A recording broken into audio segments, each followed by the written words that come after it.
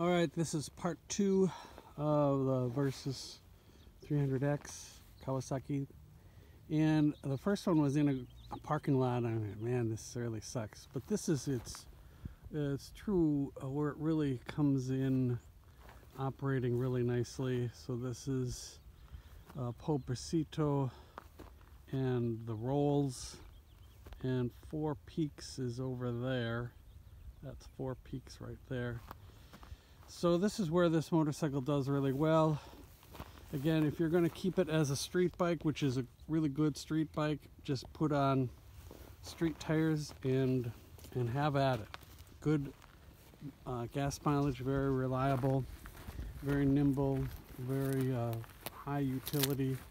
I really like the fairing. The fairing does a really nice job of controlling the air that hits the rider. As you can see, this nice around here prevents air from coming up. And windshield does a really nice job. It does stop the air and moves the air around. I wouldn't recommend, some people are getting a little higher windshield, and that's a problem because if you are on a hill, going up a hill, and you're leaning out over the handlebars and you hit a bump in the middle of the hill, that windshield is going to come up and maybe hit you in the face, so it's not a good idea. Maybe an inch, maybe a little bit wider, but it really does what it's supposed to do. It doesn't stop the wind. It doesn't stop the wind. It just kind of guides it around you. So your chest and that's primarily what's protected. Your arms are in the wind, your head is in the wind. But it does a really good job. I really like that. The other good thing about this motorcycle, it's got a 4.5 gallon gas tank, which is a really nice thing to have. I ride with a lot of people who have much smaller and they're always worried about gas. I almost never worry about fuel starvation, so I'm real happy with that. The other thing, it does have a gear shift indicator, and even though I've been riding motorcycle a long time, it's kind of nice to have that gear shift indicator. For new riders, it's really helpful, handy.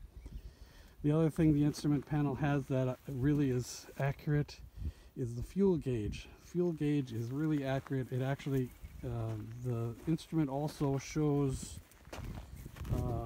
the range. So every, I don't know, 20 or 30 seconds, it monitors the speed and how much fuel you're using, and it gives you an estimate of how many miles you have left on it. It goes down to 30 miles range. At that point it starts blinking saying you're low on gas, and it goes blank. So I've found that it's very accurate in terms of how full the gas tank is. Speedometer does the same thing most Japanese bikes do. It's about 5 to 8% optimistic, so you just have to be aware of that and be prepared to understand how fast you're going.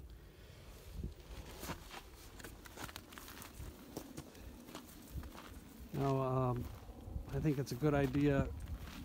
With the stock tires, this is a marginally effective off-road motorcycle. The stock tires were like a 90-10, 90% road, 10% highway, and that's a problem if you try and go off-road. But they work fine on the highway. You could even go for full all highway tires and it will be an excellent highway motorcycle. This is a budget motorcycle. There's no center stand. There is the hookup for it. If you did want to buy it, you could put it on it. If you're going to go off-road, I think required is to get that skid plate. Every time a rock hits it, it makes a nice ting. And I'm thinking, okay, I've just saved a rock hitting my crankcase or my pipes. You know, this isn't a true off-road bike. The pipe goes underneath the motorcycle, and you'd never have that on a true off-road. They always go up. Liquid cooled, so the fan does go. I did have a problem. A rock flew up and got between the fan and the shroud and stopped the fan from turning. So I got a lot of heat and didn't realize it until, gosh, hours later. I realized, geez, it's not going down and the fan's not turning on. It should be turning on. So other than that, the motorcycle is a really good bike. I have no intentions of selling it. I've looked at other bikes, but it's like, well, what could I get that was better? When you look at the budget things, you've got all the Chinese off-road bikes, and then you've got Royal Enfield. I wouldn't get the Royal Enfield, just doesn't have as much horsepower, much heavier. The competitors are the BMW 310, the KTM, some of those others, and they're really good bikes, but you'll pay more.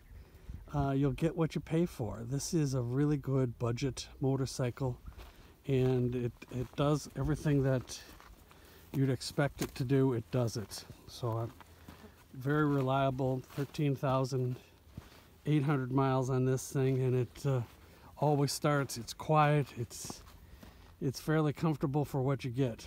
So if you haven't checked out part 1, do part 1. This is the end of part 2.